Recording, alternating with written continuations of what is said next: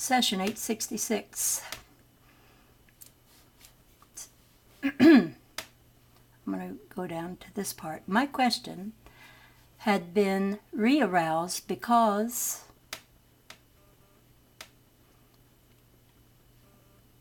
I'd read a few days ago in a scientific journal.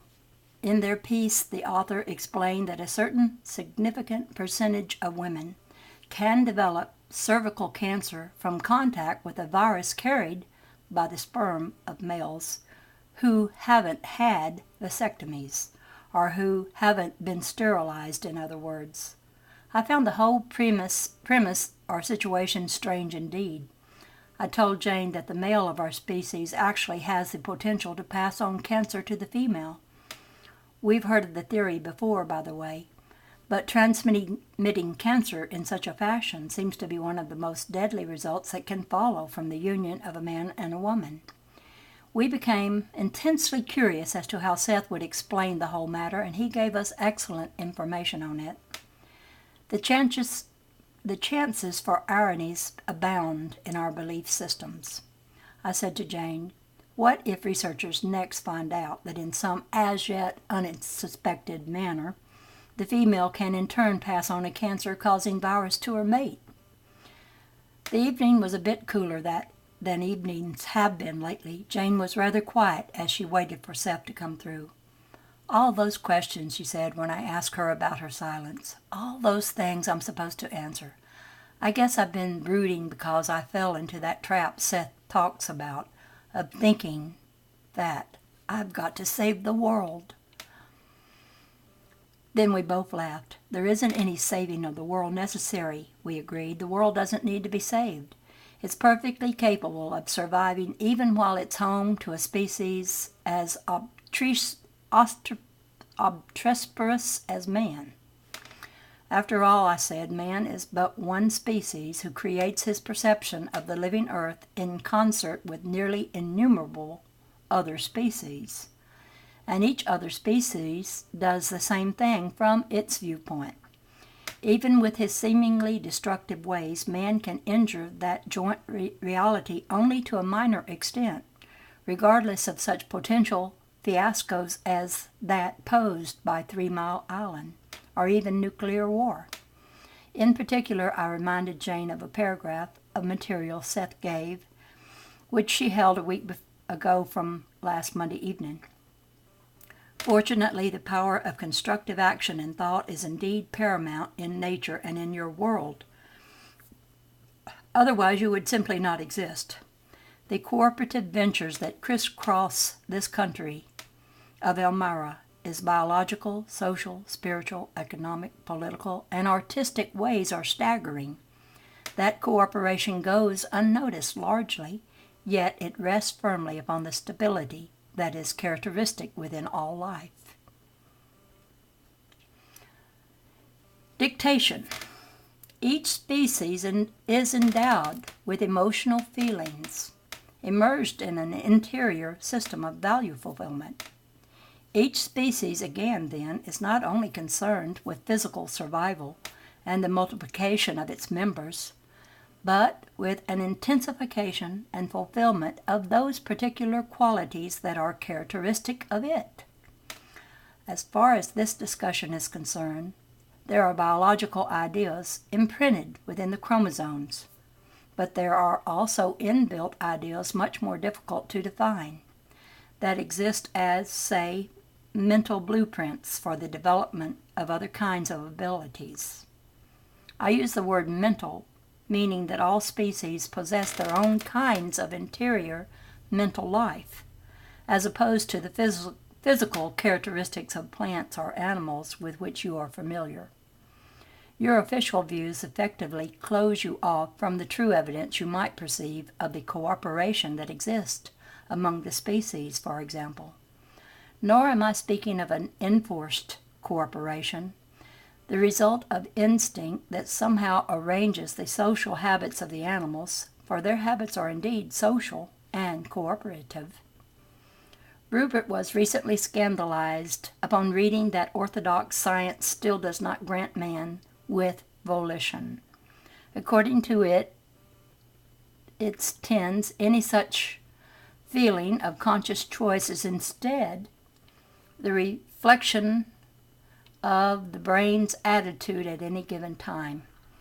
Yet I am saying that man has free will within the framework of his existence, and that all other species do also within the framework of their existences.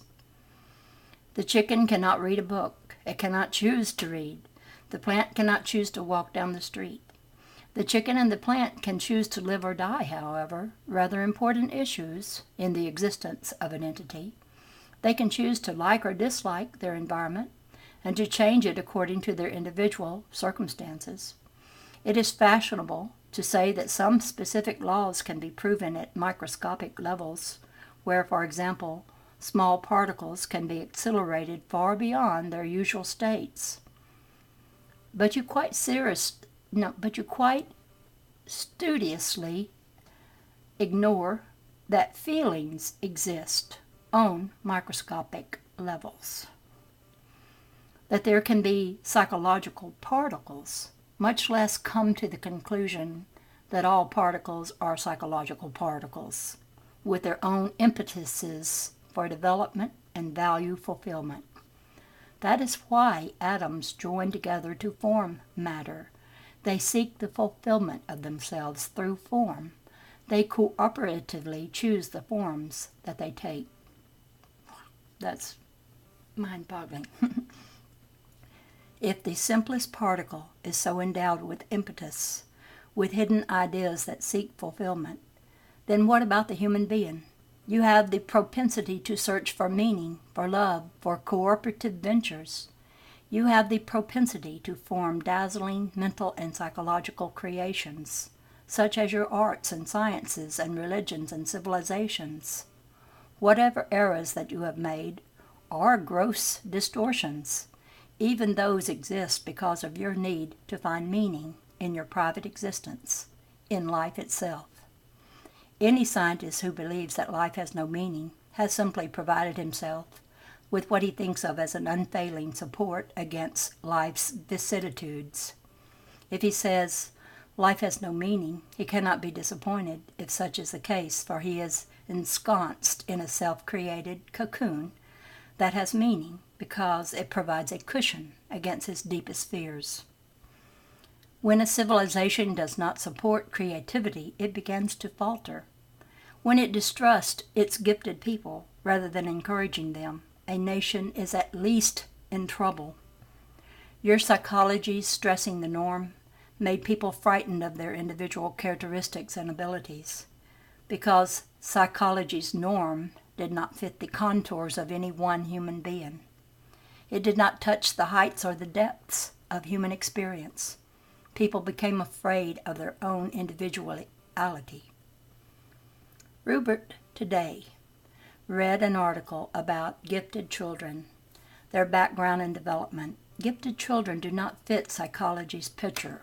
Gifted children do not fit the portrait of children that is sold to parents. The fact is that for many reasons, gifted children merely show the latent quickness, mental agility, and curiosity and learning capacity that is inherent in the species. They are not eccentric versions of humanity at all, but instead provide a hint of mankind's true capacities.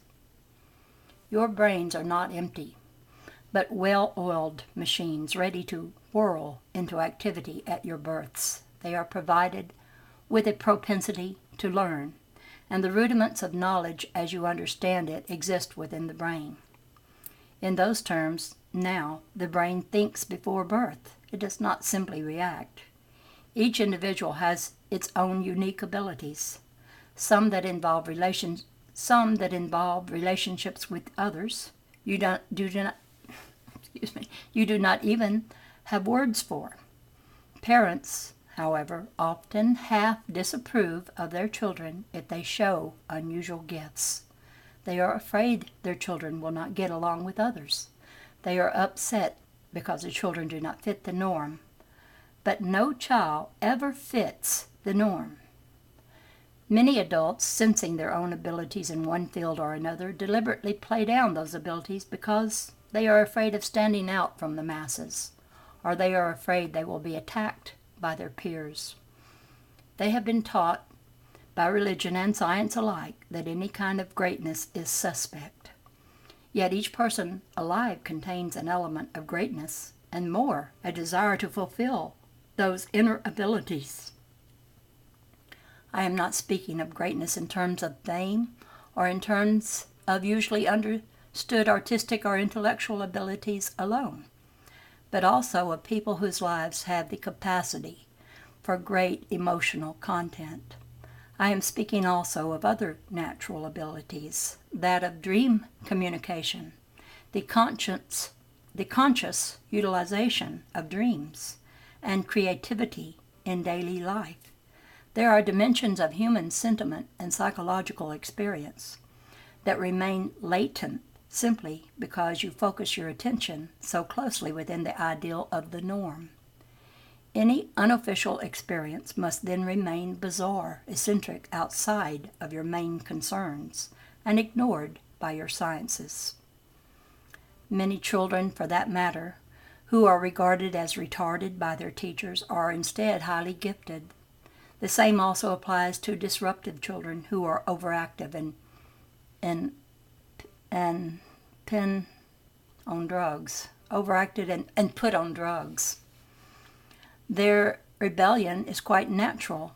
Autistic children, in many cases now, are those who have picked up the ideal that the world is so unsafe that it is better not to communicate with it at all, as long as their demands or needs are being met. When the child is fed and clothed and cared for, then it continues its behavior, and the behavior does serve its needs.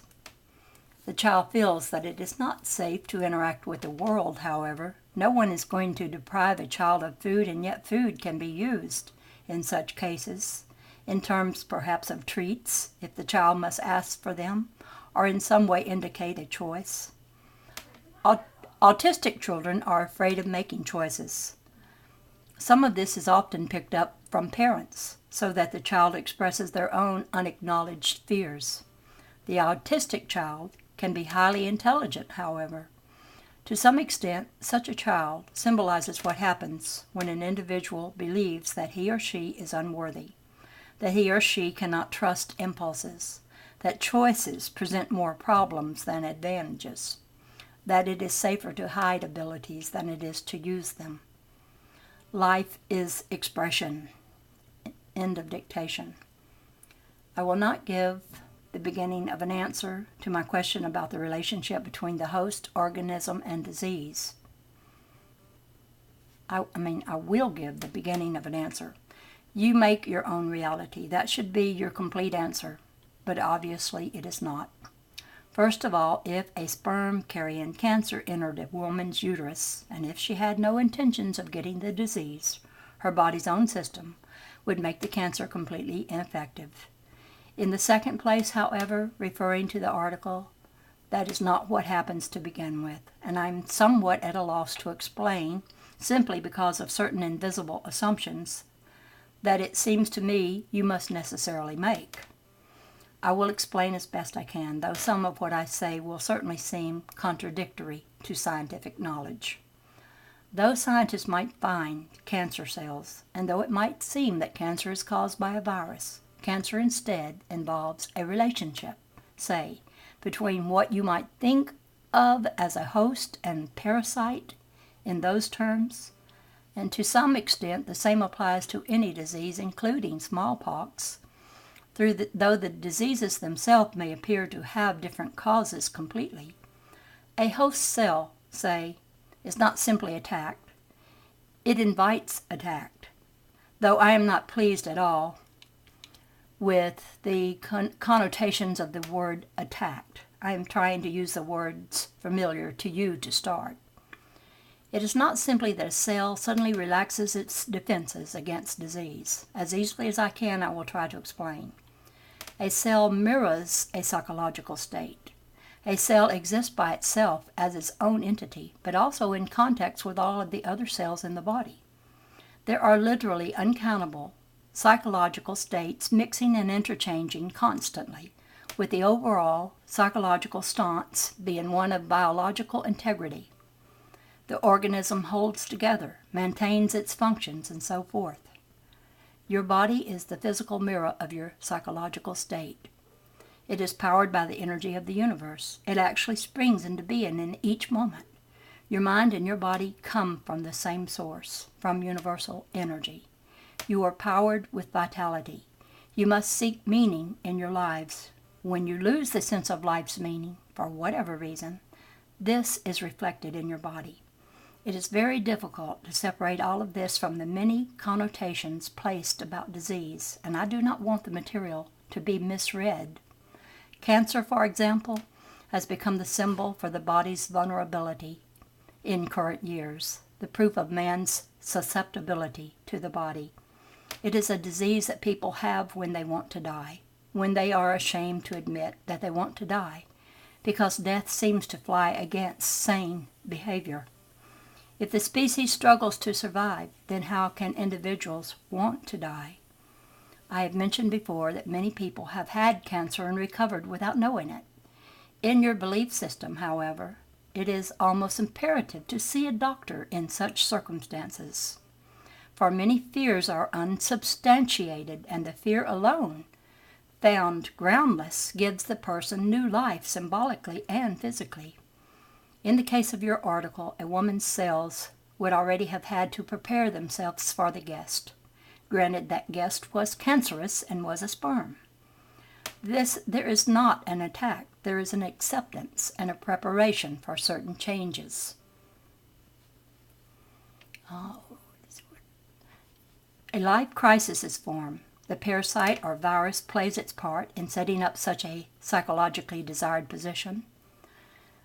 In its emotionally charged position, an imminent crisis. I am aware of the tormenting questions involved in such issues, and also of the gap between my explanations and the daily experience of many people. The fact is that when death comes, it is wanted. It has been chosen. The fact is that death in its way is the culmination of life, leading toward a new birth and new experience. The cells know this. So does the heart. People cannot admit that they want to die at certain times. If they could accept the fact of their own wishes, some could even change their minds. Many do. The psychological condition changes for the better, and the body cells are no longer amenable to the cancerous condition. Women whose husbands have had vasectomies have themselves often resolved sexual problems that have bothered them. Fear is reduced in that arena. Cervical cancer can involve distortions of the growth process itself because of the complicated distortions of belief on the woman's part. In a way, the very pain of cancer, of some cancers, often acts through its intensity as a reflection of the person's belief that life is painful and tormenting. At the same time, the pain is a reminder of feeling and sensation. That is all for this evening. A fine good evening to you both. And I will start in a new session. This will be a short one.